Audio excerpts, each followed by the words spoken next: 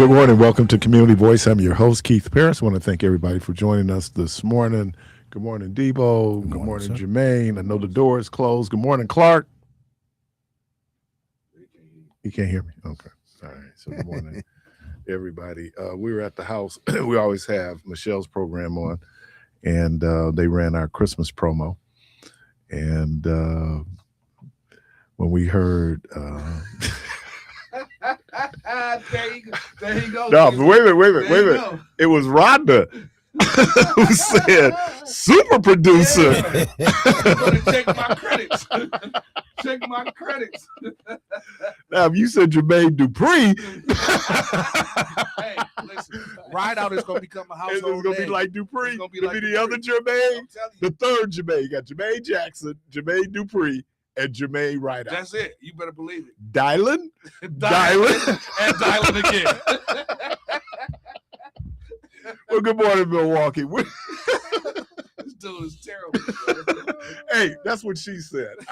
I said, look, I asked Debo, can I go in and re-record mine? Super producer. He's not, that's your morning producer. Super producer. Super duper. So anyway, good morning, super producer. This program should be an indicator of your great skills. Cut the check. I apologize, Jermaine. Yeah, he made me do it. He made me tell the people. Oh, yeah. Who I was. It sounded like you were a hostage. Oh, I don't really want to do it. I didn't get that in your tone. Anyway. No, actually, Keith, when I said super producer, he said, I can say that. I didn't know I was going to let the world know. Yeah, the best kept secret. So good. We're joined in studio by, and we just practiced it before I came on the air, Mike Totoraitis. Yeah, Totoraitis. He is the City of Milwaukee Health Commissioner. Good morning, and welcome to Community Voice. Good morning. Thank you for having us. Man, what an honor to have you here, man. How long you been with the city? Ooh, that's a good question. I think almost 7.5 years. I've been the commissioner for about 2.5 years of that. Wow. And if you're following the health department, I think I am the 6th or 7th commissioner in about the same amount of years or less than that. So at 2.5 years, I am actually the longest sitting health commissioner since Bevan Baker was there in 2018. So it's like I'm not laughing. Okay. No, I mean it was a joke. I mean, I have to laugh also. Wait a minute, it's like the drummer in Spinal Tap. Yeah, exactly. That's a good analogy. What happened to the drummer? Oh, that drummer's not with us anymore. Yep. Where are you from originally? I know you. Yeah, Milwaukee. I was born at Joe's, and really proud that my first son was born there too, and that was the baby hospital. Maybe still is the baby hospital, but really love this city. And I worked for the health department back when Commissioner Baker was here, and then kind of bopped around for a little bit. Got my graduate degree from medical college, and then came back. So it seems like when I was looking at your bio that you were studying this undergrad. Yeah. And then how did you get from like criminal law to criminology to public health? So the irony is my senior year at Marquette, I worked with epidemiologists, so someone that studies the kind of life course of different diseases, and she was focusing on gun violence here in Milwaukee. So little did I know that I thought I would go into criminology and study crime and stuff like that, that I was actually learning public health. And my career really has focused on for the last 18 years around violence prevention. And I did community organizing as well with Safe and Sound for a couple of years. So I really am proud of the work that I've done, because I've stood at that crossroads between community agencies, community groups, and local government. So that is really what continued to push me into public health. Our we were socialist. Yes. And part of our socialism is our health department. Yes. There's a really good book about our health department. I'm Okay. going to read it this Christmas break. It's all about the history of our department that goes back to the late 1800s. So it's pretty fascinating.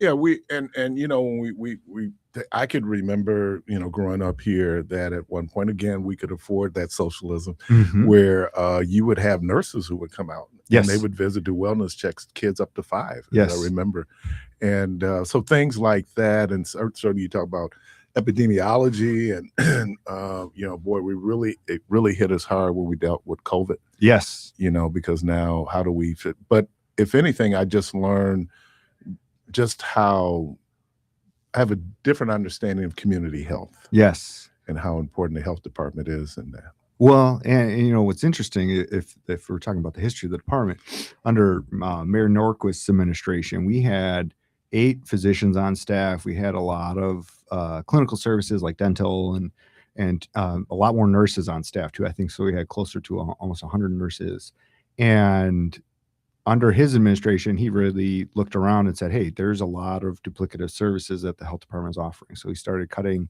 a lot of those positions. From talking with Paul Nannis, who was the health commissioner at that time, 8 of those, all of those physicians actually, they didn't do a whole lot of work. They just signed the charts for the nurses who were doing all the work. And all of those physicians, I guess, lived outside the city. So that made it an easy decision for him to cut those positions. And from that moment, it really started to pare back our footprint on the city levy and what we offered in the city. And over these last couple of years, really from the pandemic, we've looked at what we've offered and really tried to figure out a better footprint for it, because we don't want to be offering duplicative services. We really want to fill gaps. It's interesting you mentioned the home visiting program from our nurses, because that is something that we're trying to reevaluate. We're doing a maternal and child health strategic plan this coming year, and we want to answer that question. You know, we have 8,000 to 9,000 live births in our city every year, and everybody needs something different. But I think what we've universally seen is people appreciate having someone come out and reach into their lives. And I know under the Baird administration, certainly around the issue of infant mortality, where, you know, the goal was that every baby born in Milwaukee should see their first birthday. Yes. Are we still doing work around that issue? Yes. And a lot of the gains that we had in reducing teen pregnancy have still held. Unfortunately, we've had some pretty entrenched health disparities between Black folks and white folks here in our city around birth outcomes. And that's really what we're trying to focus on in this coming year.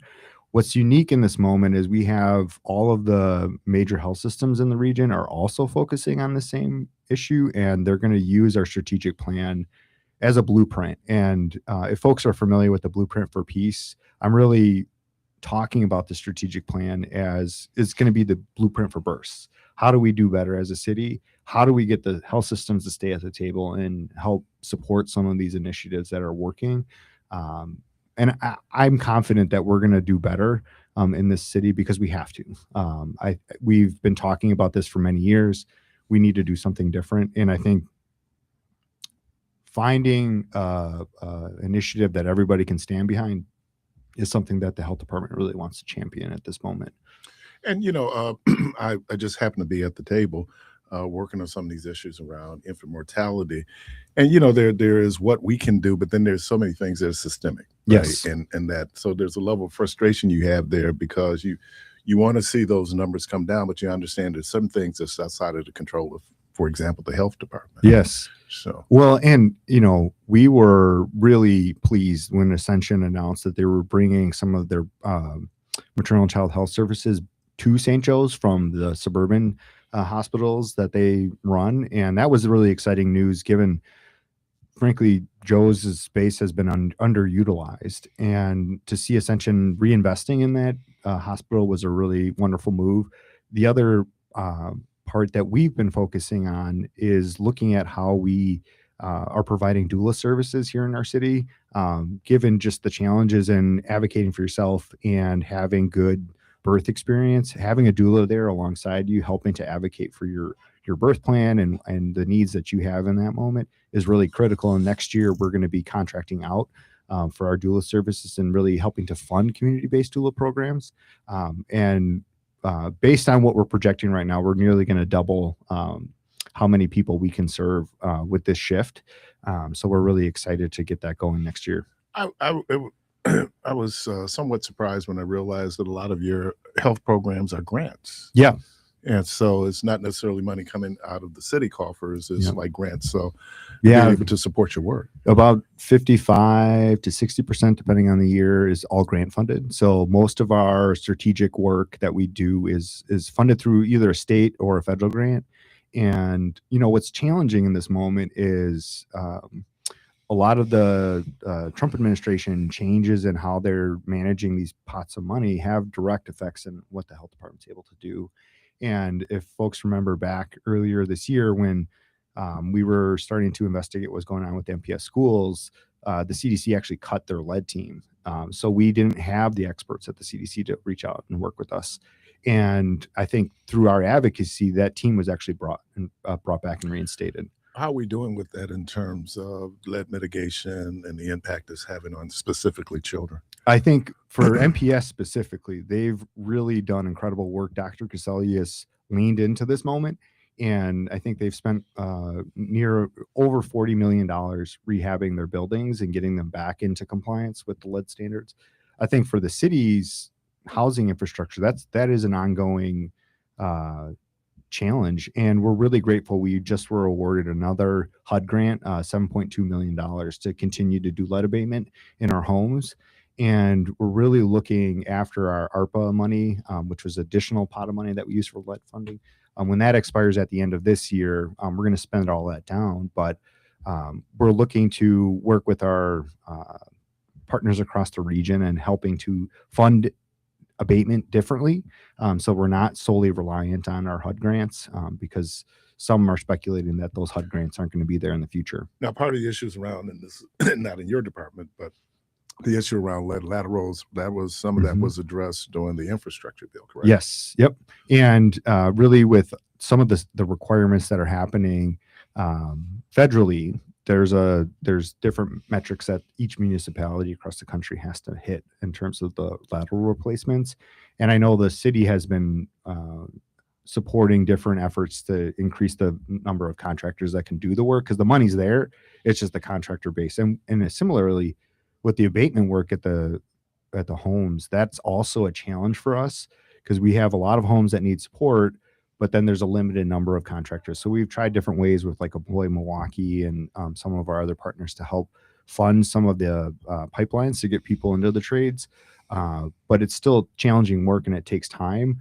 We're grateful that we have money for it though, because that's one of those moments where we actually have the money to do the work. We went from not having the money and how we were going to deal with this astronomical cost and to, and again, part of the infrastructure bill. Talk about the community healthcare access program, CHAPS. I did the advertisement for us. Yeah, there you go.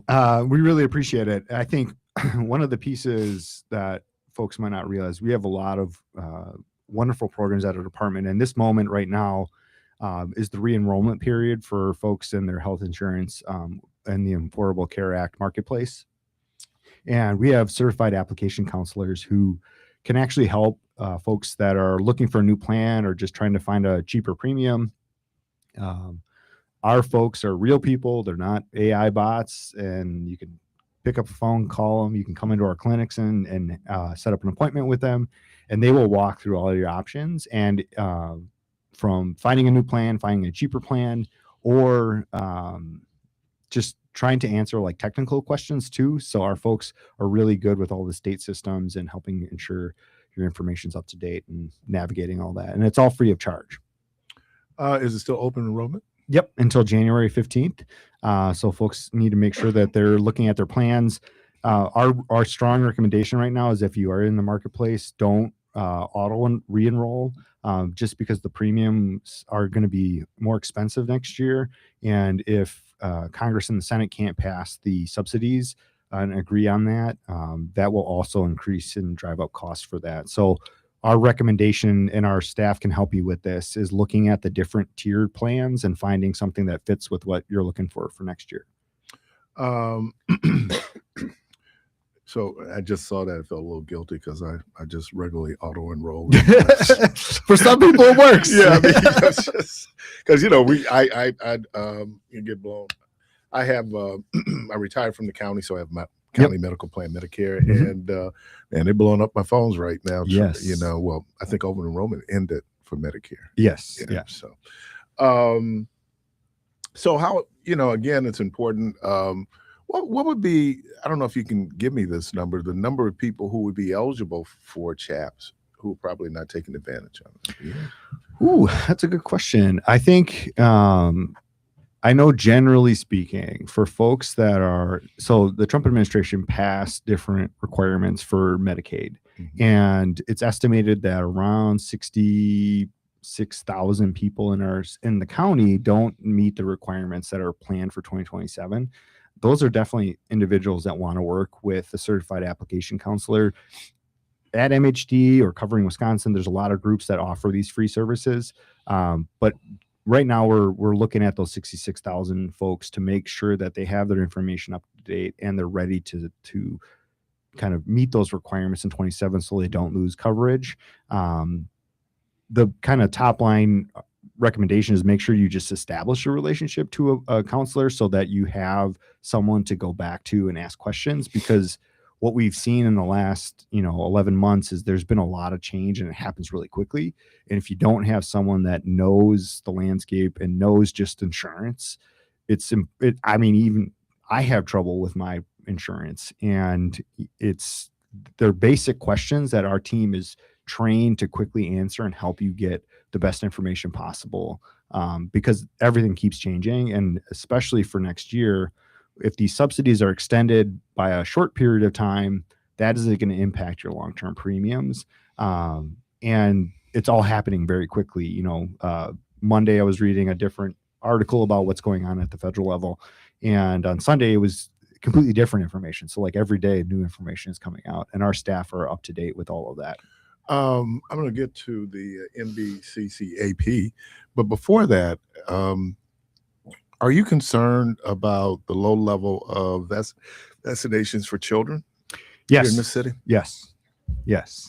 And, I think the big piece that we really learned from the pandemic is we are leaning into just providing access to information. Like, our nurses are incredible and are really good resources for parents that are looking for some questions on the vaccination schedule.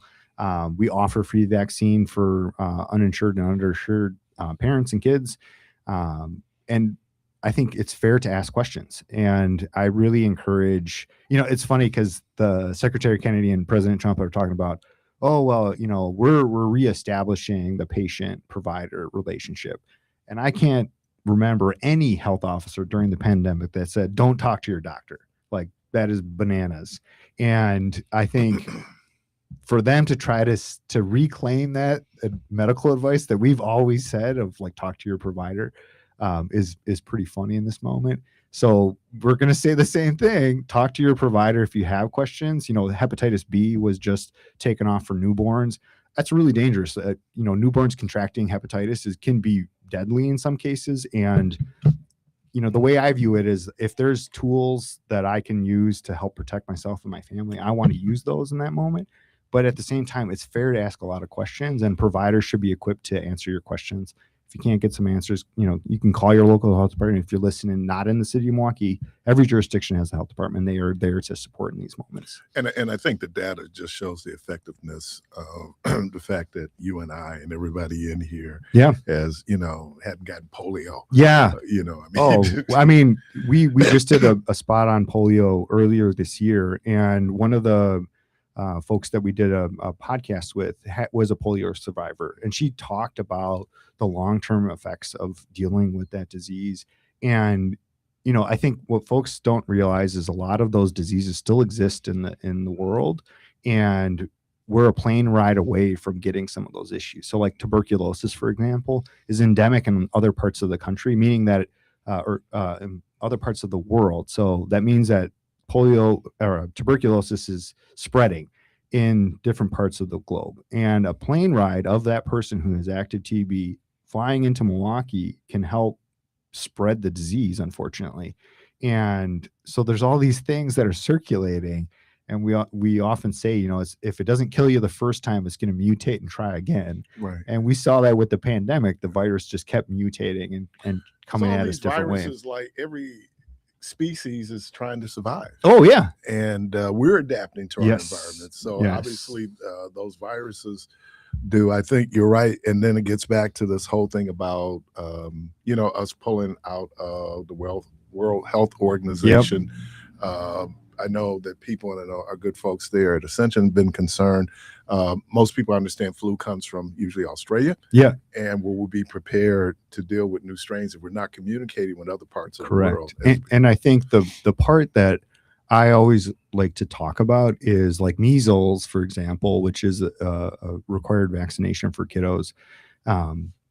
That virus mutates very, very, very slowly. So that's why it's extremely effective vaccination. So the 2 shots generally get you at 95% coverage, which is really good. Versus with the COVID virus, that virus mutates very quickly. So by the time you put a vaccine to market for folks to use to protect themselves, it might be like 50 or 60% effective, meaning that it's going to give you some protection, but it's not going to keep you from getting sick. Versus the measles shot, because it's 95% effective in preventing disease, means you're not going to get sick. And that's because the measles virus is so slow in changing, it's mutating, that it is a highly effective vaccination compared to like the flu or the COVID shot every year. That virus keeps changing all the time. So you're going to have a less effective vaccination because of that. Do you think that part of that, the slow mutation of measles has everything to do with our herd immunity at this point? Yeah, yes. And that's critical to keeping the vaccination effective, is making sure that we continue to vaccinate children. I have 2 young kids, and I often, when my second kid was born, Chicago was dealing with the measles outbreak. And in those moments where there's widespread measles outbreaks, the CDC recommends that kids under the age of 1 get vaccinated. And I was considering doing that as well for my kid. Granted, we're not in Chicago, but we're right there.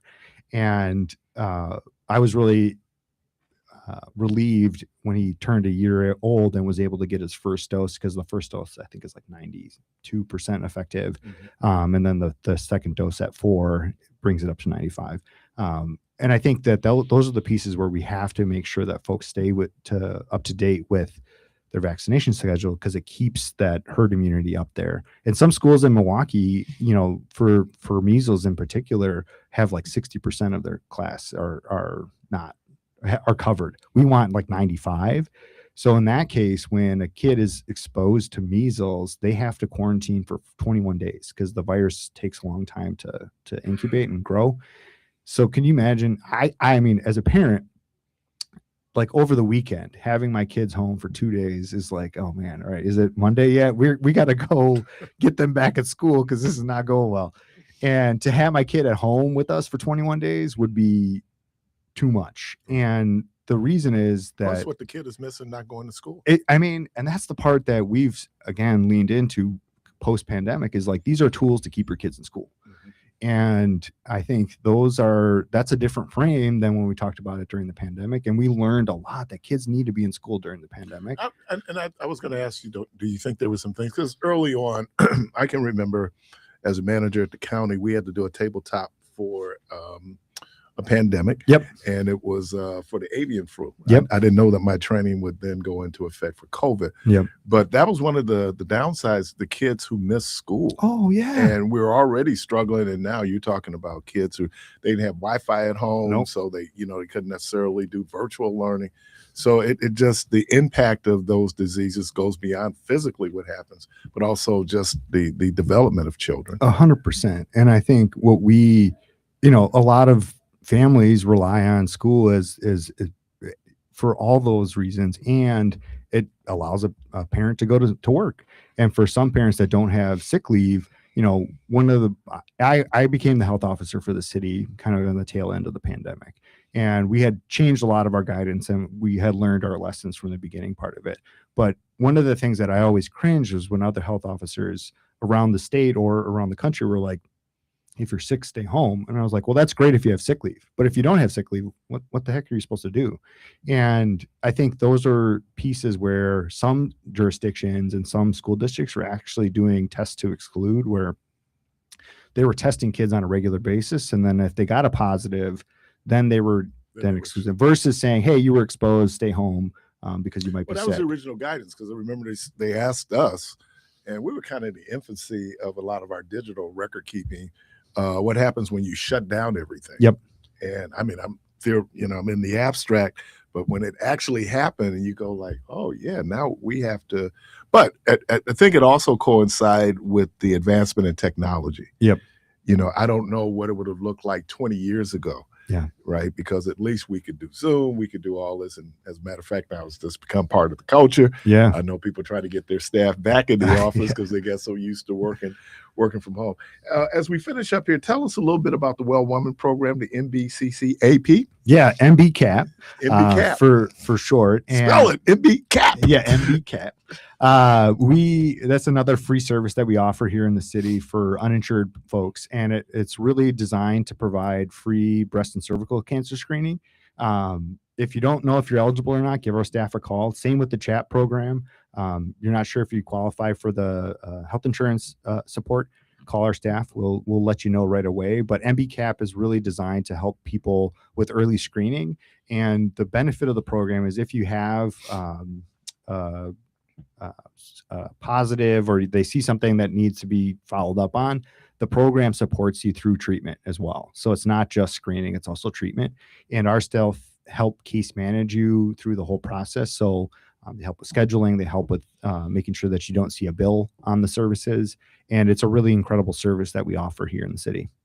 So if folks want more information both on CHAP and MBCAP, Yes. MBCCAP, you have a number or website they can go to? Yeah, city.milwaukee.gov/health, and then they'll find our information on there. And the other website I'd plug right now too is Healthy MKE. It's got a lot of really good resources on health insurance right now. And for folks even that have private insurance too, it just provides some foundational questions that you want to ask yourself right now as you're looking at premiums for next year. Appreciate you, man. Yeah, thank you for having me. Mike Totoraitis, he is the current Yeah, right, for the time being, right? current City of Milwaukee Health Commissioner. Nice. Oh man, nice meeting you. Yeah, likewise. You're listening to Community Voice. At the bottom of the hour, we'll be inside Be Healthy, Be You. Great day, great. I guess we're focusing on health today. Yeah. We're going to take a quick break and we'll be right back.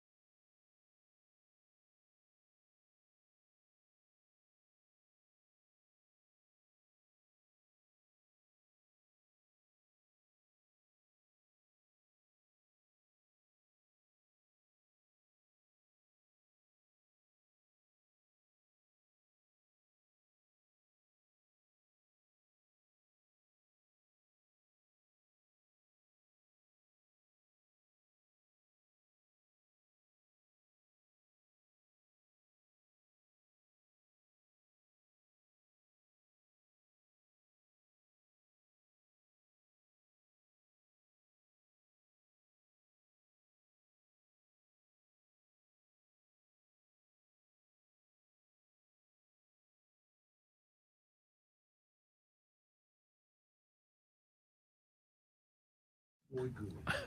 You did that? Yeah. Okay. That's called time. That was good. That's good. That's why they call me super producer. Super producer. Oh, So y'all didn't hear him in the commercial? I think you guys ever heard heard the our commercial. Christmas greeting? Did you all hear yours? no. Yeah, they just played it. That boy good. Yeah, Oh yeah. a Christmas greeting. Oh no, Yeah, really? yeah. No. Play it for him again, Jermaine. Mm-hmm. I want to hear myself my Christmas greeting. All right, I'm All gonna right, play it again. here we go. We did it together. Which one remember? is it? You and I did it together. The one that just played in the last stop sign. Okay, Yeah. here it is right here. Let me play it. Hey, this is Xavier Fox, co-host of the Black Chamber Moment, wishing you happy holidays and a prosperous new year. God bless. This is Pastor Jeremy Henry of the Holy Redeemer Institutional Church of God in Christ. We want to wish you a happy and Merry Christmas and happy holidays. And always remember that if God can do anything, was a sermon, God that wasn't. can do That's what I was anything. saying. And there is nothing too hard for God. God bless you. Hello, this is Jacqueline Zeladon, and on behalf of the Milwaukee County Office of Equity, we wish you a Merry Christmas, a Happy Kwanzaa, and a New Year full of abundance. Hey, this is Will Martin, host of The Difference, and I'm wishing you and your family just blessed memories and warm wishes for the greatest holiday ever. Hi, this is Brenda Buchanan from Ascension, Wisconsin. And Julia Means from Ascension, Wisconsin.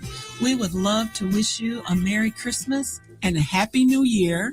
Be healthy. Be you. This is Mark Thompson with Gingras Thompson and Watts LLP. Lawyers wishing you a Merry Christmas and a Happy New Year. From all of us to all of you. Happy holiday. Here goes again. Thank you. That was AI. That was me. That boy We're inside Be Healthy, Be You, Miss Julia Means, Miss Brenda Buchanan. Good. Welcome, ladies. Good morning. Good morning. How's everybody? It's thawing out a little bit. Thawing out. Yes. Just a little bit. It's still very icy. Be careful. Yeah. Once it starts melting, they're afraid it's going to freeze again, and It's- then it's it's- really going to well, be nasty. We get our alley plowed, but it just turned to ice because it was so warm. So you Mhm. gotta.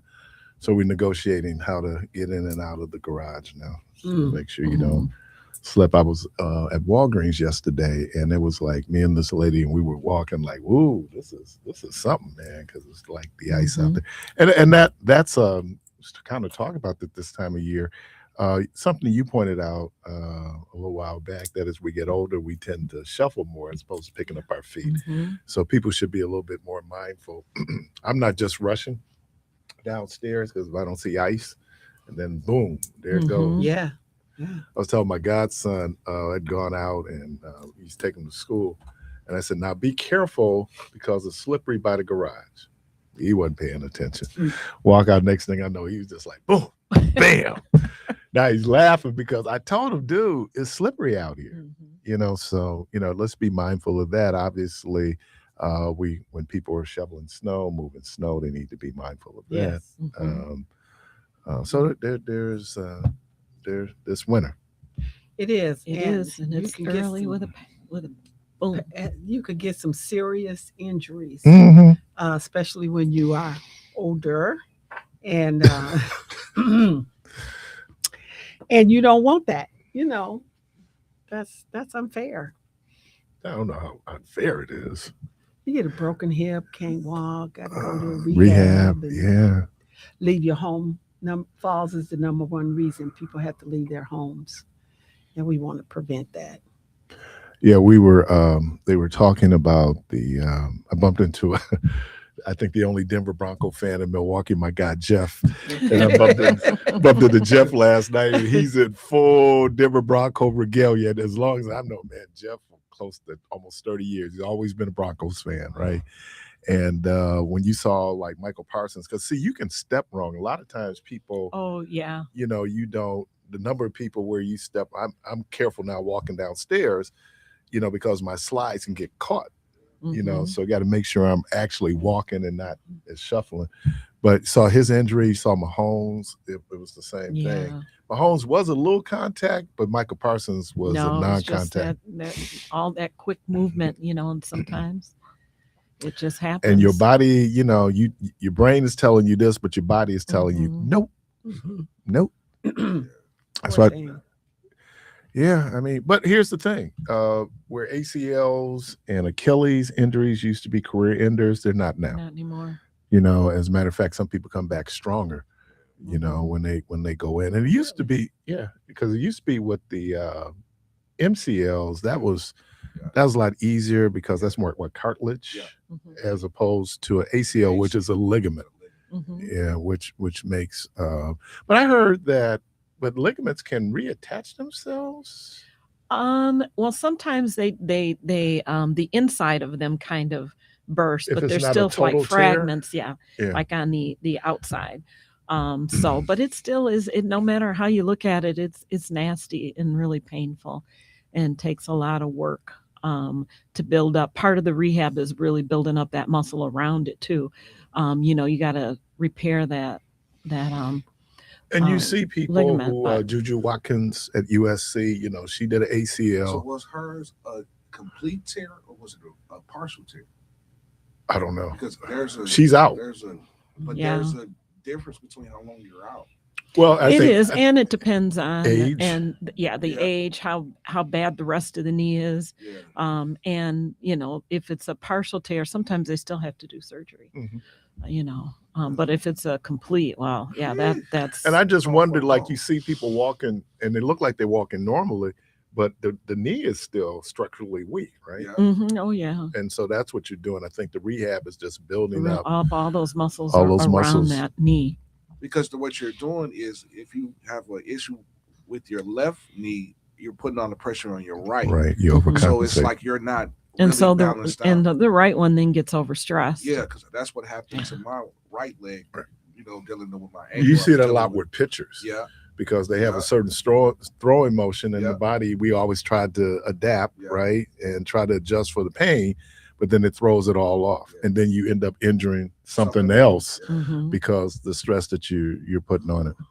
And again, you know, even when we're talking about people out, you can slip, and you know, you can mess up your knee, step wrong, and so twist your ankle, throw everything else off. Yeah.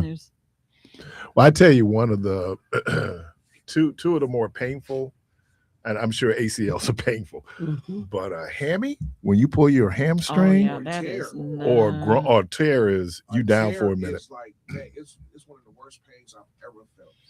And people always say, like, you could hear it pop. Yeah, literally you can. You feel like you can anyway. No, you can hear it pop. It's like pop.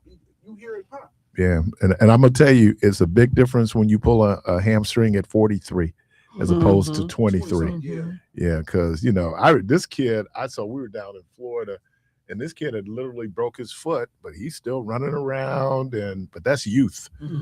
You know, you hear. I'm sorry. And we sit a lot. You know, when you don't actively exercise a lot, but walking is like an incredible thing to do because you use a lot of those muscles. Those hamstrings get really, really weak. And they're really easy to injure. And you see that you would have guys who missed training camp, and they were more susceptible to hamstrings because they had not really been working on it, you know. But when you look at not just on the pro level, but the college level, that training staff and what they're able to do to get you back and get you ready. But I think, you know, youth goes a long way. Yeah, it does. You know, I tell guys that I'm gonna get out there and play with my son. Maybe not. Do you? Yeah, I mean, I might be out there looking like RoboCop with every pad made for man, but I'm gonna play. Just can't let him have it. He ain't gonna beat me. No, let it go, man. Let it. I'm gonna hold to God's. Let it go. Number 10, my good classmate from high school. He was coaching a high school team, and they said, "Mr. Green, I bet you I could beat you 1-on-1." He said, "I'm old. You're supposed to beat me 1-on-1. You need to be beating that 15-year-old who you playing against. I'm in a wheelchair. Yeah, you supposed to." Yeah. You know, but our mindset is that, you know, I still can do it. No.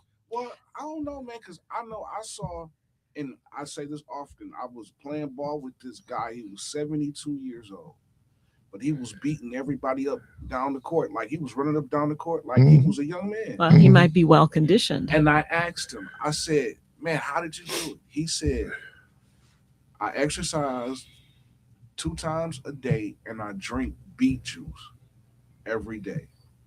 So I'm like, what's the purpose behind beet juice? And he was saying something about it does something to his blood or something like that. So I don't know, but this is what he told me. But this guy was beating us up down the court, man. He played 5 games at 72 years old. Yeah, I'd say it's more of the conditioning, the fact that I don't know if that beet juice is saving So you. what's the purpose? Yeah, because I was going to Well, like all vegetables, they all have different minerals in them and they do different things. And so, but beet juice does have a lot of healthy things to it, but it's nasty. But I tried it. That. Yeah, but, I tried it. Right. But there's a lot. Beet juice is like a real popular thing right now. Let me tell you, at MPS, when they did beets, garbage. Yeah. I mean, be so many beets in that garbage. And then it usually be on the days like they would do like a hamburger, and that was something because in school we never had cheeseburgers. Really? I always had hamburgers. We had cheeseburgers.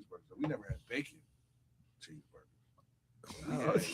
I don't know any school giving you bacon cheeseburger. Ours used to come wrapped up in like the silver thing. They have it on the heater and the hamburger, the section. They had the cheeseburger, pizzas, hot dogs. So it was almost as if he was in a gas station. A la carte? Yeah.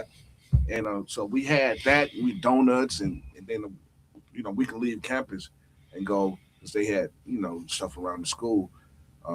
But I had all 3 lunches, A, B, and C. What school system were you in? Greenfield.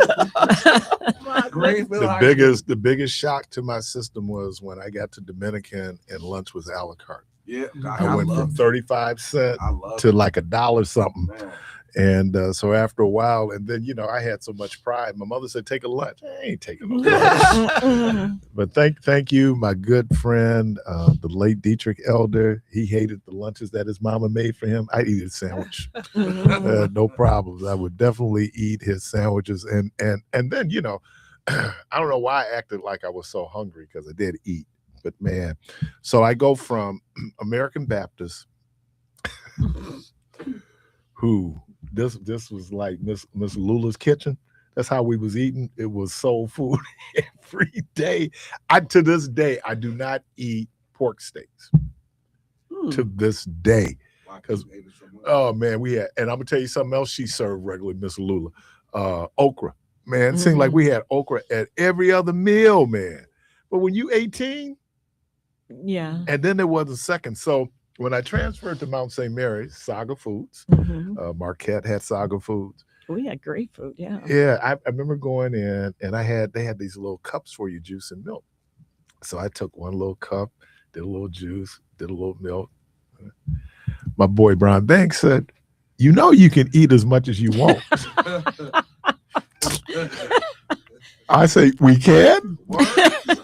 So Jermaine, I had a tray for just like beverages. I can't get man, I had juice because milk was in my house. Milk was like that was what do you call it? Yeah. Like it was like I'm sure it was a special thing. It was right. Yeah. So I couldn't put milk like on cereal. Not out my mother make us do that pet milk, mix it with water. Oh yeah. I know. Hey, dude. So when I could drink as much milk as I wanted, I had a whole, and I know Ron is going home to glory, but he'll tell you, Keith had a whole tray. Just a juice and milk. Well, Doc, if he's going on to glory and tell us, that means you would have to be over at glory with him. I don't want to know right now. I take your word. I believe. We do such a disservice to our listening audience when we have these conversations about death. I believe. We do such a disservice. We speak life. Right. Thank you. It'd just be like, oh, are they talking about death again? But even yesterday in the Wisconsin Voices program, did he start off talking about funerals? Yes. He started talking about funerals. So let's because this is the holiday. And I'm going to be real honest with you. It seems like I'm going in and out of being morose. A lot of it could be just, it's that time of year. Though I like winter. I'm not one of these people. One of the great things about living in Wisconsin is we have 4 seasons. Mm-hmm. And some are a little bit longer than others. But we did have an unusually long fall. I mean, it was so nice in November. It was nice. We knew the bottom was going to fall out at some point. And it did. Mm-hmm. But I don't know if we're doing El Nino this year. So I think they said as a matter of fact, I just saw on the news because they was talking about Pineapple Express. And that's, I guess that's happening over in Seattle. Oh, I thought you was talking about the weed. No. Well, as soon as I saw that on TV, I thought about that. But they showed it on the news how it's called the Pineapple Express because it's shaped like a pineapple. Okay. But that whole like Seattle, Portland area is getting smashed. All that rain. Yep. So you know how it was like had severe 67 flooding. degrees in Denver, and that was because of that Pineapple Express flow. Because it was warm. It was 67 degrees, man. People was in shorts and T-shirts at the game on Sunday. And that's the thing about Denver, though, because you can have in the wintertime where it can be 70, and then they'll get 2 feet of snow. Yeah. I mean, it just kind of where they're situated. Yeah. So we'll it's going to be cold Saturday. No, It's Saturday night's supposed to like be 45 degrees. Yeah, it's supposed Saturday to be night. nice. That's going to be nice. But Yeah, they're it's playing supposed in to be Chicago nice today too. and tomorrow. Yeah. It's supposed to cool off a little bit tomorrow, but then it's supposed to warm back up. Yeah. Oh. I don't know, man. I think that game Saturday is going to be interesting. All of them are interesting at this point, which made bumping into Jeff even more because he was so humble. Oh, I'm sure. He was so humble. And what can you do, man? I mean, I was preaching Sunday about how you go to a high place when you're in a low place. Look to the hills, which come at your help, right? And right out, I know you remember Phil Mary. That was like one of there's like in my Packer history, there are 3 games that, I mean, if you're talking about sending somebody into a tailspin of depression, first was Philly, 4th and 26. Packers on their way to the Super Bowl. Oh no. Guy calls a defense for 4th and 27. And guess what? Donovan McNabb, 4th and 26. That was my buddy Jackie Zeladon's dad. We didn't talk for a whole week. We used to talk every day, sometimes twice a day. Okay. Then there was Phil Mary. That's when the officials were on strike playing against Seattle. Oh, I remember that game. Obviously, the Packers had intercepted the ball, but the replacements reps said it was a catch.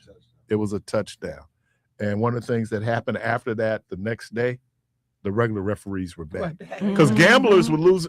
Gamblers, Oh, yeah. So, but I was so depressed. I remember just getting in the car and I had ESPN on and I drove all the way to Holy Hill.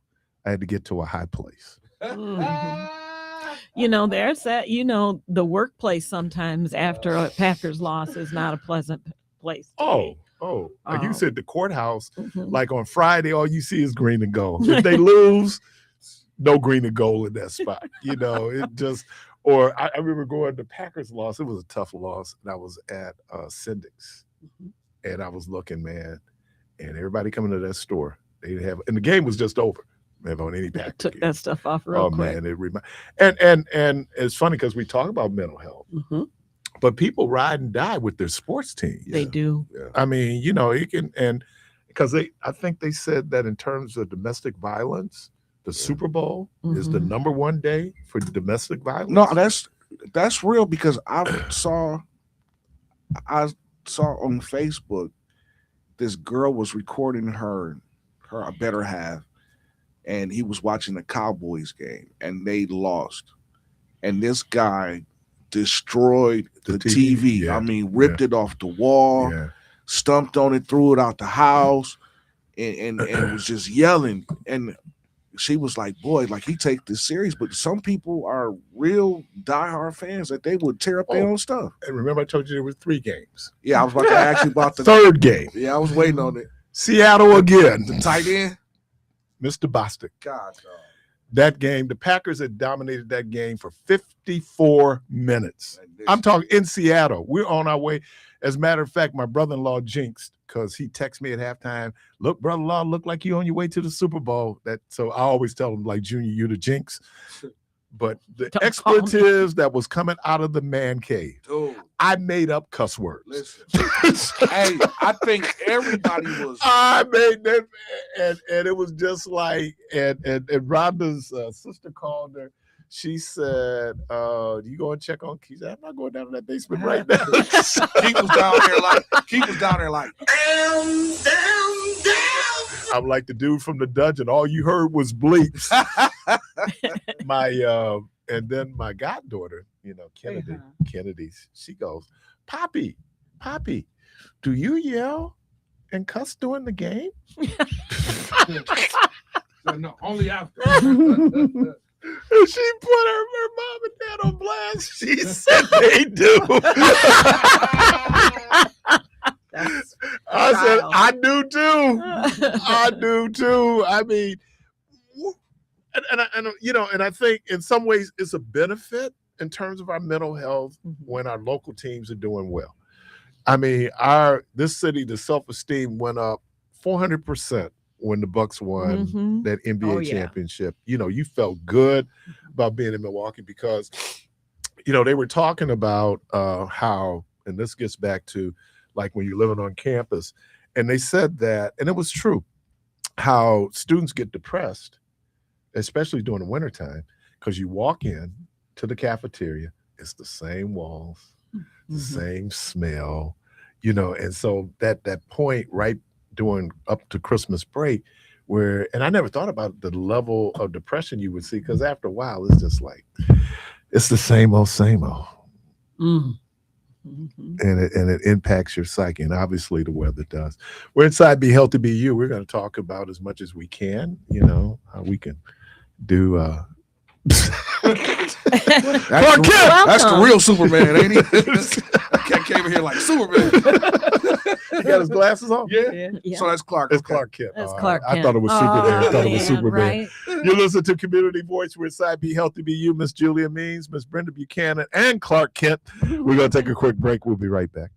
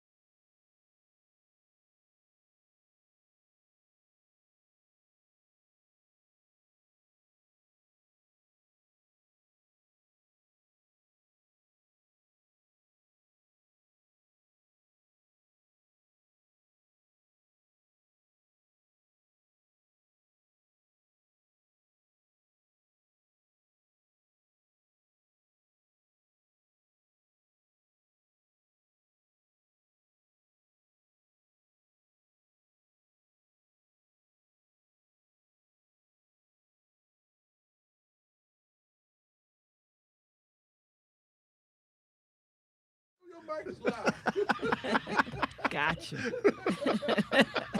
Gotcha. Everybody got nicknames. Yeah. Did you have a nickname growing up? Mm-mm. No. They named you Brenda. They call you Brenda. That's right. They called me Brenda something else. So, I had Southern parents with a middle name that I will not say, but my cousins, lots of my cousins still call me Added that together. full name. Yes. So question: did anybody ever use that Tupac song and say Brenda with the baby? Brenda had No. a baby. They never did. No, Wow. not that I'm aware of. Self. That's right. That's right. What you singing over there? What you say? Who you talking to? Who had a baby? I'm not one of your little friends.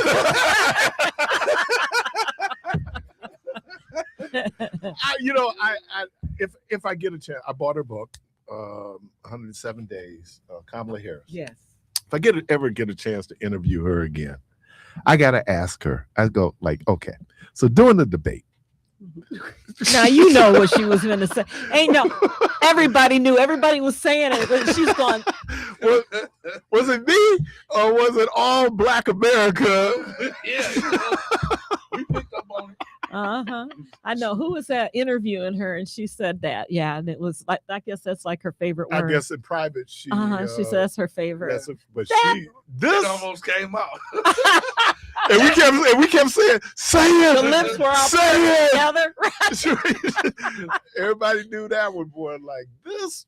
Anyway, Do you think she would run again? I think she might. I thought the book might have. Hurt her. Exposed a lot. Yeah. Well, but look, it was what people were saying all along. I mean, it happened. So it wasn't like it was made up. It's interesting that people who are saying their condolences for Rob Reiner, I haven't heard anything from Joe Biden yet. Well, he probably sick. No, he was just out. He just did a speech this weekend. No, and I'm sure he probably did. Because remember, Rob Reiner and those folks were the people who were trying to get him to step away. Okay. Well, I mean, man, that was smart because he was, Sick. he was up there sick. He was up there talking off the wall. He talking like Trump. And I know, but still, like he was up there and looking around and all type of stuff. So we was gonna lose if we lost anyway. But we was really gonna lose if he stayed in because they was talking about his health. Right. So, like, what do you expect? Like. No, but I'm just saying, and that's the insider look. The people around you want to make sure you stay in power because that's their proximity to power. So, the emperor has no clothes. That's not just for Republicans. That's also for Democrats. Is it hot in here? Hot as That's why all of a sudden, it was like in the last 5 minutes, it was like, what happened? I'm getting ready Like to the devil just. Are we in hell? Look, It this did. is like my night cup. It all of a sudden just started heating up. I was about ready I to start swear I thought it unzipping was this. me. I was Wow, I like, feel very comfortable. Jeez. I don't even know where I it's swear. coming from, but it all of a sudden It did. It was my. Now, see, right out it's yesterday, getting hot in here. say he had a message. So where he take was- off all your clothes. I am getting so hot. I'm gonna take my clothes off. Let's keep our clothes on.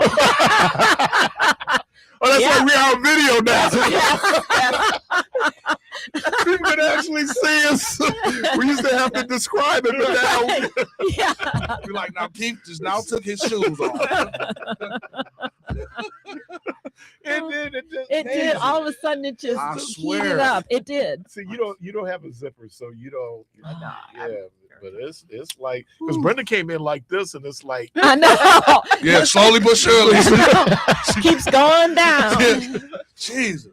oh Lord, Yeah, I thought it was me, but I'm glad you said something. I was like, like my grandmother's house, man. You come to my grandmother's house, it'd be like an oven. Doc, the only thing that you're missing, Put the heat on hell. Right. brimstone is on brimstone. Yeah. Well, right out yesterday said there's 66 books in the Bible, and sermon is gonna be like take Route 66. That's it. I said add another 6. You're going the other way. You're going the other way if you add another 6. Uh-huh. So anyway, well, you know what? But the we talk a lot about. Oh God, it just seems like with all the news that we have in the world, Now look, people been dying every day. Yeah. It's sad. It's You and you just because even starting off the year this year, we had the plane crash. Mhm. Yeah. Like soon as he got in office. Right. That, but then that's right, New Orleans. Yeah. Remember New Orleans? And Yeah, so that whole New Orleans and I thought it was interesting that the health commissioner was talking about this idea of gun violence and the impact that gun violence is having on our health. He did shout you all out. He said he had a kid there at St. Joe's. Oh, So I heard that. Yeah, Yes. so he shouted. that's good. But Our children are And it's everywhere. I mean, it's horrible. from gun violence. And I think, people have always, I hate to say this, people have always died. Really, Keith? Come on, man. You don't mean We're that living it just longer. started? Come on, man. I thought that just See, last started. I week, didn't know. people started dying. Every day. Or, as the president said, people died who never died before. There you go. Yeah. Wow. But, that was profound. When we come up on the holidays, and for some folks, this is the first holiday without a loved one. They might have lost somebody this that's year. rough. And how difficult that is. How do we navigate that? Well, be honest, share with others, but be honest that this is going to be, I know this is going to be a rough Christmas. This is the first time without, and maybe, make a plan, the whole family, make a plan, because if you're suffering, the other family members are also, especially if she was the cook or he was Right. And allow yourself to have the feelings and don't poo-poo them. People say, girl, don't worry, it's Christmas, forget all of that. Or, she's been dead for a year now. It doesn't matter. People do say it should be over that by now. Whatever you feel is okay. It's normal, but they do. I know she's been dead for a year. Why do you think I'm grieving? Need you to remind me she's been dead for a year, but no, I mean that. But a lot of times people do that because they're uncomfortable with their feelings. Yeah. So they don't want you to have those, feelings. I know the Christmas after my niece died, because I had 3 deaths in a year: my niece, my mom, and my best friend. My niece was the first one to pass away. That was a really horrible, Christmas. She was 23 years old. Watching my sister go through that, and her sister, it was really, really hard. And then we had her kids, at the time they were 2 and 8. And so that was really, really hard. But be honest and do what is comfortable for you. If you're okay being around a lot of people, then you should be. If you don't want to be around a lot of people, maybe have 1 or 2 or somebody that you want to spend it with. You don't have to, put yourself in a room with, 20 people if that's not going to be comfortable for you. Everybody grieves differently. Some people like a lot of people around, some people don't. But whatever it is, just be honest with yourself and have some grace towards yourself. And for everybody else, have grace for your friends and family that have lost somebody, and, maybe ask them how you could help or what they need. Because everybody's different. Again, some people want a house full, some people don't. But, take the time to ask your friends or family what it is that they need. What about this idea of people who feel isolated during this time of year? It is a horrible. I was just sharing with our team. We have a lady that comes to one of our programs, and she's all alone in this country and came here, but she's been here quite a few years, but she lost her daughter, and she is totally all alone and has a little bit of a language barrier. And she was so sad last week. We were all crying. It just broke my heart to think. She kept saying, I'm just all alone. I don't have anybody, and that's hard. And there are lots of people out there that don't have anybody, and loneliness is horrible. I can deal with my own mental illness, but you'd always hear one is sometimes man is loneliest in a crowd. Mm-hmm. Even though there's a whole lot of people around, you haven't really connected. Mm-hmm. And maybe, you know, days like Christmas is an opportunity, Thanksgiving, where, you know, we just come together as family. Mm-hmm. But we do come together as family. That means that we all got family.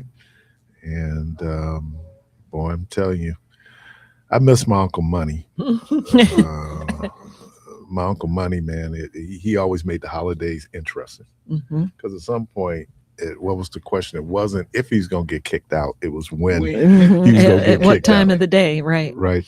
They did something this year. I don't know if we talked about it. No, because I don't know if no, it was the day before. So I don't know if they're going to do it again for Christmas. But the cannabis industry did Green Wednesday.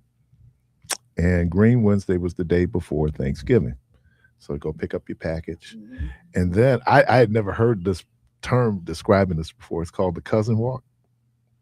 We have when the cousins get together, go outside, go to the car, hit it a little bit. Take a little walk. I think there's a lot of cousin walks going on. And you know, back in the day, it was like you brown bagged it, right? Somebody got a little something, you go outside because you know, at some people's houses you can't bring. Ain't no liquor up in this house. Yeah, right. You know.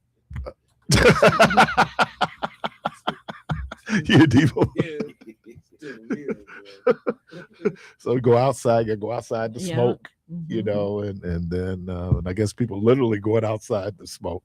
But yeah, they said it's the cousin walk, you know, like, you know, you just get a chance, we disengage and come back. And so I don't know if they're going to do it for Christmas Eve this year.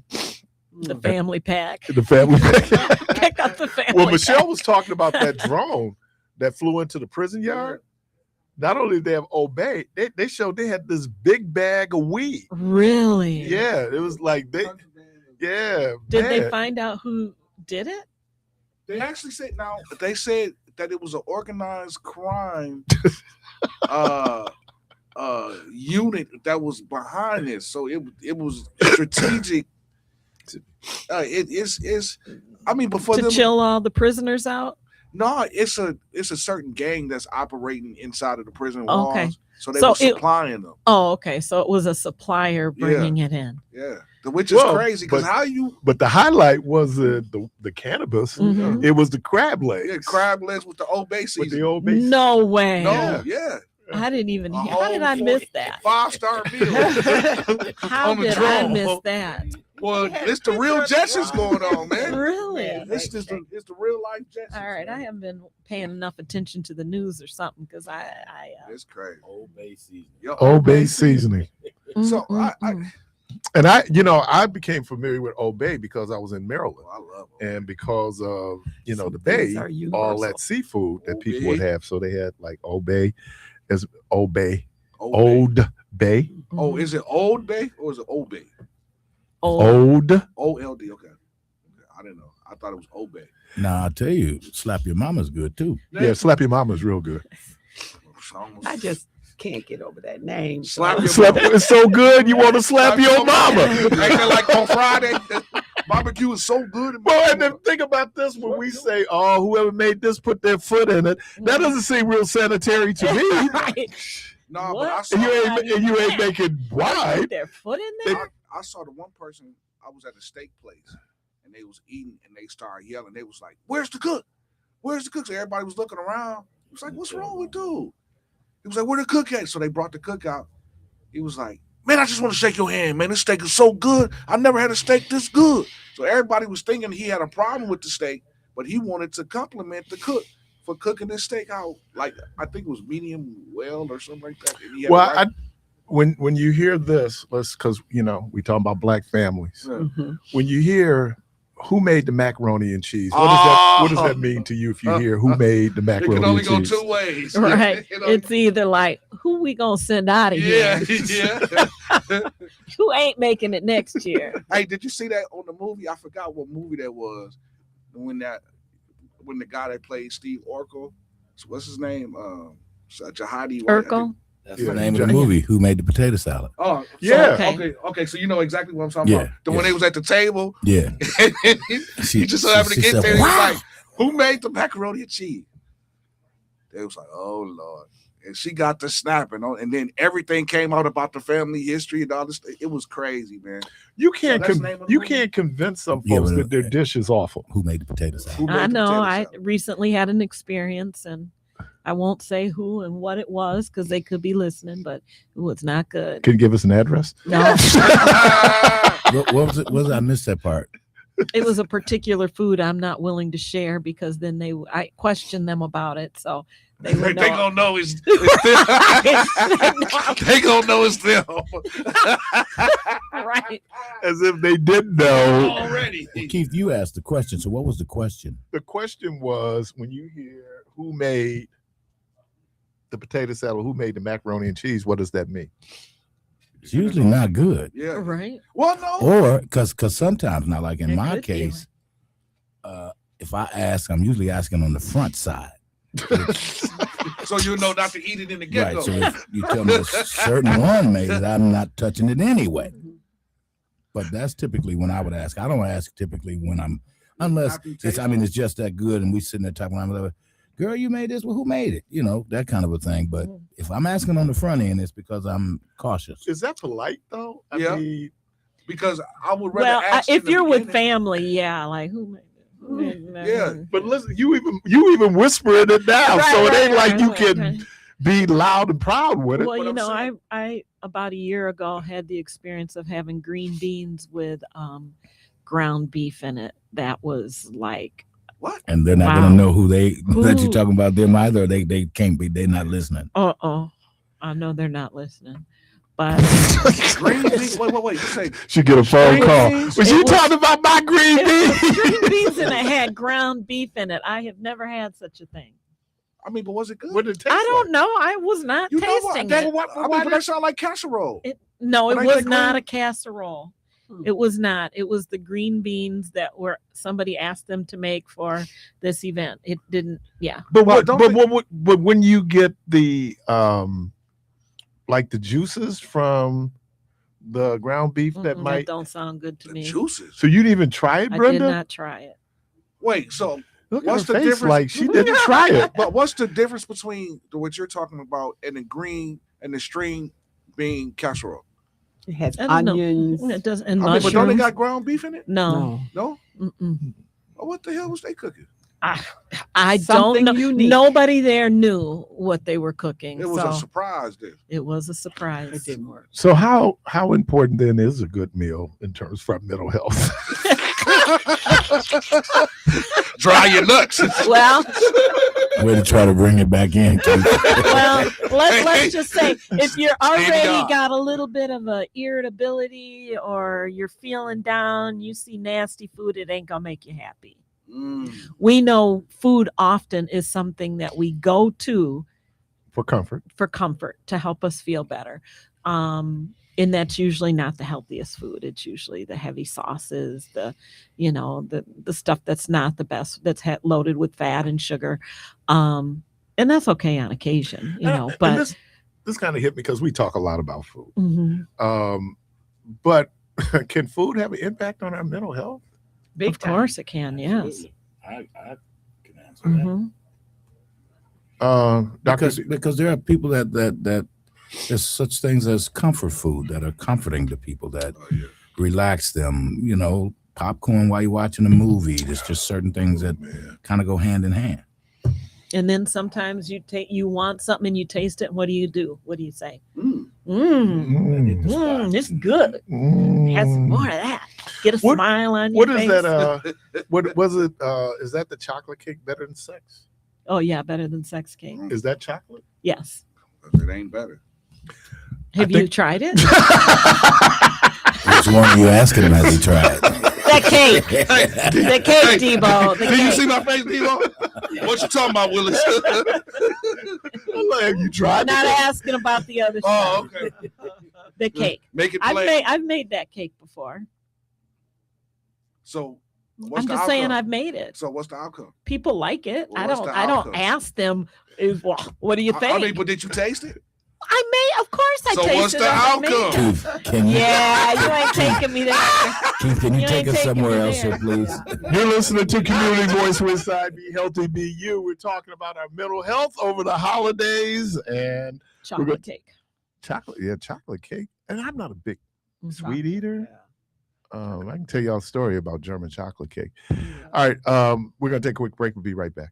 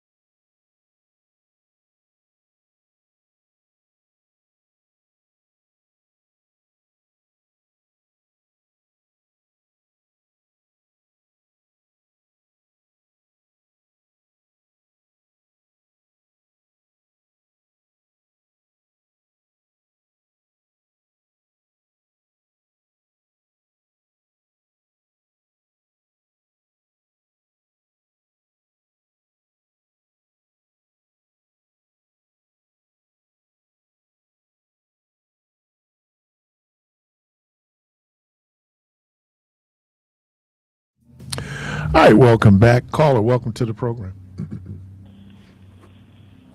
Good morning. Good morning, Keith. Good morning, Rick. This is Rick calling you long distance from Germany, man. And I just want to say to the Milwaukee audience that talk radio is not always the best place to air dirty family laundry. It can cost you your life. If they throw you out of the house in Milwaukee, it gets real cold in the wintertime. So I just want to say that I've been caught up in the Secret Services in my family and pitting one against another and medical experimentation and so forth and so on. But I know the risk that I take. I know that I won't be invited to Thanksgiving and Christmas dinner and many places in my family. So to preserve your mental health, if you have beef with family, take it up in private. And if you can't settle it in private, maybe it's best to leave it alone and go away. I'm done, folks. Appreciate you.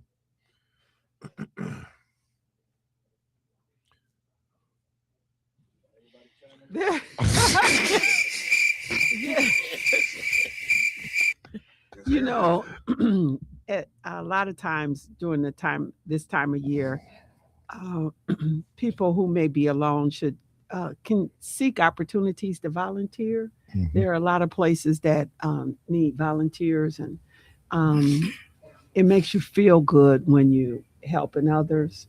And so a lot of times you can turn that loneliness into, I know a lot of people that they routinely volunteer at the different meal sites and the different toy giveaways and the different things like that. You always need great volunteers, and it feels good to be on that giving side. So I would recommend that people, if you can, get with an organization or somewhere where you can volunteer.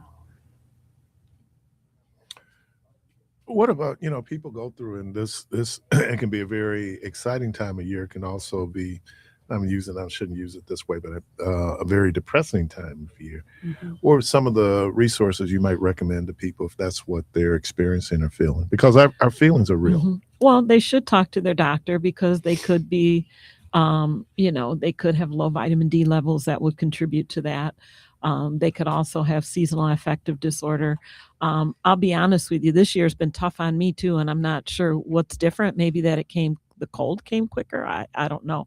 But the cold came out of nowhere, right? Basically. Yeah. But I do have a light, and I use that every morning, and that has made a big difference. I pulled it out and started using that again because I was just tired all the time. I just, and for no reason, I'm a high energy person. So, but I was tired all the time and just kind of, kind of anxiety for no known reason. And so I pulled out, and as I was talking to this about a group sharing this seasonal affective disorder, I think we touched on a little bit last week, I thought, good Lord, maybe that's what's going on with me. So I pulled out my light, and I do it. They encourage you to do it in the morning. Is the best time, because if you do it at night, it might keep you up. So I do it first thing in the morning. I try to do 60 minutes. Sometimes I can't, but I'll just sit it there while I'm working, doing emails and things like that. And it definitely has helped me.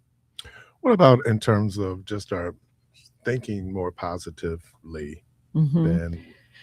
And that's hard to do when you're stuck in a rut, to think positively. But if you have a good friend, somebody that you trust and can talk to, maybe get together and, have coffee or whatever you do together. Exercise is important, especially at this time of the year, and keeping your mood up. That can just be walking too outside. I wouldn't recommend that right now outside because the sidewalks are a mess. But people go to the malls. If you have a gym membership, anything. You can walk inside your home. I mean, anything to just kind of get the blood flowing and release some of those good feel good hormones. God, it was something that you said, that don't put more on yourself in terms of your expectations of you during this time, because it's just like, I feel like I need to do this and do that for Christmas. Maybe you don't. Right. And sometimes in one of my groups yesterday, several people said, this is the first time, but this year I'm going to make my own traditions. I'm going to be home by myself, maybe with my children, as opposed to going to large family gatherings where we know often there is chaos. And for some people to be able to put themselves first is really important. And I mean, all these Christmas movies all seem to have the same theme, right?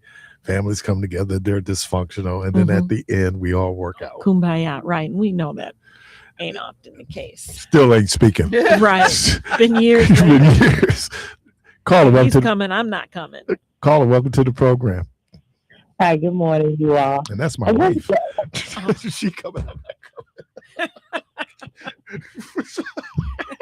Good morning. Good morning. I wanted to ask Brenda to expound on that light. What type of light does she recommend? Or something like that. I mean, they used to be really expensive, but you can go on to Amazon and look for them. Look for a therapy light. You want a minimum of like 10,000 units or whatever they call it. And they have you can get one for $20-$25. And they're just read the reviews and see which ones are the best. Or oftentimes what I do when I'm buying something is I'll go and Google what are the best ones. And, they often have a link to where you can purchase them, but there's a lot of them on Amazon, which is where I got mine. I think I paid maybe $25 for it. And then it'll give you instructions. Again, ideally 60 minutes in the morning when you first get up, or you can start out 20 minutes, 30 minutes, whatever. But usually the thing about those lights is it usually is like less than a week that you start to actually notice some changes. Oh wow. Okay, thank you all. Have a good holiday. You too. Happy holiday. Flashlight. But also Milwaukee County Stoplight. Yeah, Milwaukee County Psychiatric Crisis Line has a hotline that's available 24/7, and it provides immediate emergency counseling and referral information. And the number is 414-257-7222. 414-257-7222. And then you can always call Impact at 211 and they'll answer. And they can also access information to give to you, to give you referral to community resources. And our suicide prevention lifeline, the number is 1-800-273-8255. And suicides go up during that period from Thanksgiving to New Year's, right? Always. Yeah. And that's why you need to make a plan. If you know that happens, you can even start talking to your primary care physician about it, and then start making plans on what you can do. You know what your triggers are, and you want to avoid that. When should you start playing your Christmas music? Hey, some people start playing it in October. It's whenever you want to. If you like it, play it. If you don't play it. But some people love to listen to Christmas music. A few years back, we had a very mild December. It was like 60, almost 70 degrees. I remember. And you're hearing this Christmas music, and I'm not in California, and I'm not in Florida. I did Christmas in Florida. First time I did Christmas in Florida, it was like 82 degrees. you know, you go like, wow, Mm-hmm. don't feel like Christmas. And then you really get mad because you're from Wisconsin. So the kids got their Christmas bikes. They out there riding them. Yeah, Right. Yeah. Your Christmas that was bike, always a problem. You're not gonna ride that bike. March, maybe. Mm-hmm. Or my mom, it seemed like two things my mom seen, we were on the roll, was we get a basketball or football and we get ice skates. Mm-hmm. And so, The skates you were using. yeah, we and it was, you know, I was telling my friends in Maryland that, yeah, man, we used to ice skate. They say ice skate. I said, man, Milwaukee, black people ice skated. Yeah. One of those weird things that, you know, I'm sure Minneapolis, same thing, Detroit. Oh, any of these northern, yeah. Where you actually go out and ice skate. And it was a big deal. Mm-hmm. It was a big deal, especially when I became a teenager. Rose Park, the old Garfield Park, whew, that was a spot. Mm-hmm. And then all of a sudden, wow, 13, 14, you discover girls. So now how ice skate really matters. Yes. So, You have this, but you know what? Now talk about injuries. You hurt yourself. Oh, ooh, man. ankle injuries. No, but this hips falling and those Mhm. bruises, those contusions, man, this would all be black and blue, you know, from falling. Things like, and even I would say get out in the weather sometimes. I think that even Well, though it's cold, the sunlight is great. I mean, that helps with your mood a lot. You know, vitamin D levels, like we were talking about the lamps. But yeah, I mean, if it's not too cold, it's nice to get out there, take a brisk walk, or you don't have to go for a long one. But it shows that like there's a timeline. After you walk about this amount of time, this is what happens. You know, and it's short increments, but your mood starts to improve and all these things as you're walking. You start to enjoy it. They have I love walking, and there's a new park by me, and it's got great walking areas that kind of go along the woods and stuff, and I love doing that. the woods. I love just think walking. SVU. The woods really, Brenda? Yes, I do woods. Have you seen Brenda? No, she went for a I walk. went for a walk. You know, All the mysteries. it always, man, I'm it's, like, it's why just do like, these women I jog early I in used the to live in the morning? woods when I was a kid. I mean, I'd be out in the woods all day, and we had acres and acres. You know, and I'm remember- alive. Amazingly, I'm I alive. was up at, I went up to Marthy Lake to walk, and, you know, it's Kettle Moraine. Mhm. Okay. And I kept thinking, because there's times where, especially when you're in the woods, you might not ping. You know, Might they- not ping. Yeah. Mhm. For Yeah, sure. they might not pick you. But I think it's, I worked at the Boys and Girls Club Camp Wickham. Mhm. And the next year we had a reunion. It was in the wintertime. We came up. I'll never forget, even though it was all this snow, it was so beautiful, man. And even it was cold, Mhm. but you know, to be out in the country where you can actually see the stars. Yes. See, So- we don't get a chance to see much of them in the city, Mhm. but you can actually see the stars at night, and you go like, and it's that brisk cold. So I don't mind it. Like I said, I love the 4 seasons I do too. that we have here, and you know, and weather's everywhere. You know, you're gonna get extreme weather. So, but you know, relatively speaking, when we look at, like, we've got more snow already than we had the last couple of seasons. Mhm. You know, and that, but stuff you can do. I know people are skiing. Yeah, I mean, there were a couple ski places that had to shut down already, you know, prior to the season because they hadn't made enough money to stay open. And now this year, Yeah, they yeah, are busy. And it was because they showed one ski hill where it was getting ready to snow. We got the snow, especially down in Burlington, because isn't that near Yeah. Alpine Valley? Hmm. Well, and people think of Alpine Valley as a concert venue. It's a ski hill. Yeah. You know, it's part of, because I think and it's not the Poconos, it's not the Alleghenies, but I love the Kettle Moraine. I mean, it is, and as you leave the lake, you can go, and you're going up. And a lot of people don't realize that we're kind of going up, and then certainly once you get to parts of Tulsa and you get into Waukesha, now you're part of the Kettle Moraine. So it's all these hills. But yeah, I remember going up to that camp reunion, and it was just like, wow, this is, and I love to smell fireplaces, Hmm. you know, where people have their, I'm thinking about doing a fire pit. You should. My next door neighbor did one. I don't know who came in and killed. In the backyard. There's this. I don't know if it's a coyote came in and killed that grass, and my grass is treated, but there's that one little bald spot there. So I'm thinking in that bald spot, because either I'd have to, put down new grass, or I could just put a fire pit there. Mm-hmm. Fire pit. Yeah. Love mine. Something about a fire. I mean, it is. It can be very relaxing, and I had a girlfriend in college. I remember going to her house, and they had a fireplace in the basement, but because it was carpeted, the smell was still there from the fireplace. Yeah. Oh my God, I just love that smell. Where we got hardwood floors, so I'd almost have to close the flue. But then, be careful building fires. Be careful. Yeah. Don't jump over them.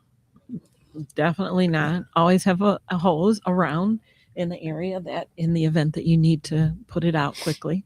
I found this out, and I didn't realize this. Like, they advise that you don't put smoke detectors in kitchens. Oh God, they'll go off constantly. Yeah, and I had never thought about that. A fire extinguisher. Mm-hmm. And this is time of year too where we're looking at fires. There seems to have been so many fires this Yeah. year. Yeah. It was so sad. The one on Atkinson, the fire that it's a fire not far from here, and it had had this child who was had to come out without his clothes, and they had a blanket around him, and I was like, we passed. We're there? still trying to figure out what happened in Kenosha though.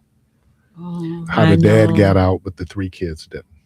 Well, did he get out? Yes. Well, his sister, and I don't know what's true or not, because nobody's come out and said anything. But his sister had originally posted that he was at her house, but then she took it off. The kids were there by themselves. Right. So that would make more sense, Right. but who knows? It'll eventually come out. And But to have that poor, him too. He didn't want this, obviously. But that mother, I just can't even begin at to. one time. Beautiful little kids. Yeah, and then it's the holidays, which makes it, just. But they always talk about the importance of an escape plan for for kids with the children. Yeah. Right. We had I was at WGLB doing my little Saturday thing with my mama, and we get a phone call because we took calls, right? And I get on the phone, it's Rhonda. And we live on the radio, right? And she goes, I called the fire department because I smelled smoke. And she had Caitlin and Cameron with them.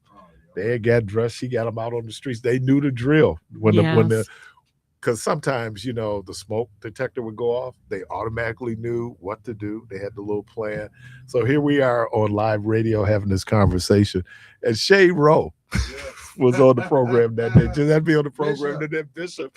And so he said, everybody okay? The house burned down? I said, no. What happened was we turned the furnace on for the first time. Oh, and you get that weird funky smell. Yeah, and we had this old boiler, we talking about 1940 boiler, because we ran that bad boy until that was the loudest furnace. Like sometimes I go down, the heat on, because I always knew when it kicked in. Yeah. But yeah, she called me. Now we live on the air, and she said the fire department's on their way. I was like, is the house on fire? She said, no, it smelled like smoke, but it was. And they also suggest that you do that at the beginning of the season, change your filters, change the smoke alarms. But now with the batteries, you have like 5-year, 10-year batteries. Yeah. And they'll beep. Yeah. I was one of the places I was yesterday. We had the fire alarm went off. I still don't know what it was. I was just getting ready to leave, but we're walking and they're like, this is not a drill, everybody out. And so we one of the ladies I was with had to leave some of her things inside.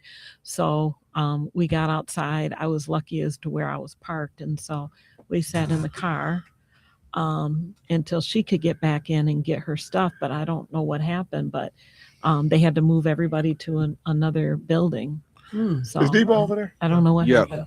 You remember Roadrunner? Yeah. Yeah, right across the street, right? So we used to do fire, we'd have the fire. And we had staff that would go for in the road runner, especially if it was in the afternoon. They go or, and I was a manager, so I can't be first out. Mm-hmm. Yeah, you had to go check. I got to go and check to make sure everybody else is out. Somebody got to live to tell the testimony. It might as well be me. It's gonna be me. I'm gonna tell how good God is. You can believe that. Somebody got to tell how good He is. Might as well be me. You're gonna be the first out. That's it. Okay. You gonna tell how God saved me from the fire. It's better to say there he go. There he lay. You better believe it, Jack. Somebody got to tell how good God is, man. They won't know unless I tell them. What do you do when you branded and you know you were bad? Sick. So plans for the holiday? Oh, I usually I'm the elder of the family now, so I usually go to my son's house. Okay. Yeah. Okay. And I bring what they ask. Oh, there you go. What'd you bring in this year? I don't know. they haven't asked They you. haven't asked me yet. I'll be in the warm state of California, and I'm sure I'll be cooking. I don't know what yet, though. We'll figure out the meal once I get there. I'm trying to figure out.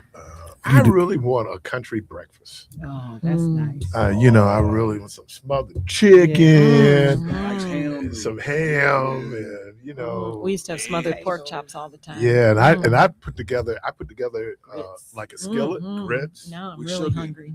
No, dude. No. Butter, salt, and pepper. Butter, salt, Put pepper. sugar in the grits, man. No sugar. Yeah. Don't put no sugar. You gotta put some sweetness in that thing, man. Ooh. I don't see how y'all can eat it like that, man. I can't see how you eat it with the sugar, man. Man, I put sugar in my rice. I put sugar in my spaghetti. Oh. Sugar in my grits. My cream of wheat. You my put sugar in oatmeal. your spaghetti? Yeah. A lot of people do that. Yeah. You don't know how, Yeah, you they don't do. know how to eat. I remember I had a crazy. friend one time that was like, "You didn't put any sugar in the spaghetti?" No. Yeah, you gotta put some sugar in that thing. No. I don't put it in for the sake of sugar. When I make the way I make my sauce, I do put just a wee bit in it just to get some of the tomatoey taste. That tanginess out. Yeah, the tangy, but it's not for you to taste the sugar. It's just to bring it around. Oh. You know what I put on my spaghetti? What? Blue cheese dressing. Really? Hmm? Mm-hmm. I love blue cheese. Yeah. You and guys look, are making I me grew really up- hungry. I grew up ethnically States. black. Drop a plate off. Yeah, but like blue cheese, I won't even eat. Ethnically black. Hey, So we always had pot spaghetti. Mm-hmm. When I went to high school, You discover spaghetti, so they had the pasta and the marinara sauce. That's the way I make put it mine. together. That's how I do mine too. Oh man, I wanted some good pot spaghetti. No. Come on, man. Well, Julia makes good pot spaghetti. you make pot spaghetti? I do. I've tried that. I prefer the pots. So, Me too. so what was that in the can? It was SpaghettiOs. That was in the can. That was popular trash. Oh, yeah. Though. That don't even People, taste like real spaghetti. well, I For don't- kids, they kids love love it. spaghetti. It was a Yeah. quick something you could heat up for the No, kids and keep it but I'm moving. saying- But what I'm saying, was that real like pasta sauce? Yes. I'm sure Yeah, it was. It don't It's just- taste like how. Yeah. Because it's of not- SpaghettiOs. Right. And Probably I has a don't know little what cheese the little in the meatball sauce. was in there. Oh yeah, if you got a Yeah. meatball. Yeah, I don't know You what gotta that was. be. in there, Yeah. man. Well, ladies, this is our last program of the year for Yes. Be Healthy, Be You. And Of the year. Of the year. Yes, I hope everybody has a wonderful holiday, Christmas Yes. and New Year's, and Tell your mom I said hi. Mhm. And your wife and your sister and brother. Lottie Dottie and Looking everybody. forward to seeing Right. them in the new year. Yeah. that's right. All right, y'all. Happy right. New Year to all of y'all and Thank traveling you. graces and all of that good stuff. Thank you. Let me thank Mr. Mike Totoraitis. You butchered that. No, it's Totoraitis. Yeah. It's Totoraitis. I got it right. The City of Milwaukee Health Commission. Let me thank Julia, Brenda. Thank Okay. you. Debo. Thank you. Clark Kent. Yeah, yeah. He gone. Thank Oh. you. Jermaine. The third Jermaine. Yes, sir. Are you Jermaine the Super third? The producer. super Jermaine. Super, yeah, because we got Jermaine Jackson, Oh, Jermaine Oh, Dupree, boy. and Jermaine, and super producer Jermaine right out. All right. Get it right now. You guys have a wonderful holiday. Look forward to seeing you next year. Yeah. Good Lord willing, Creek don't rise. Hope to talk to everybody tomorrow. And as always, go from this place in peace.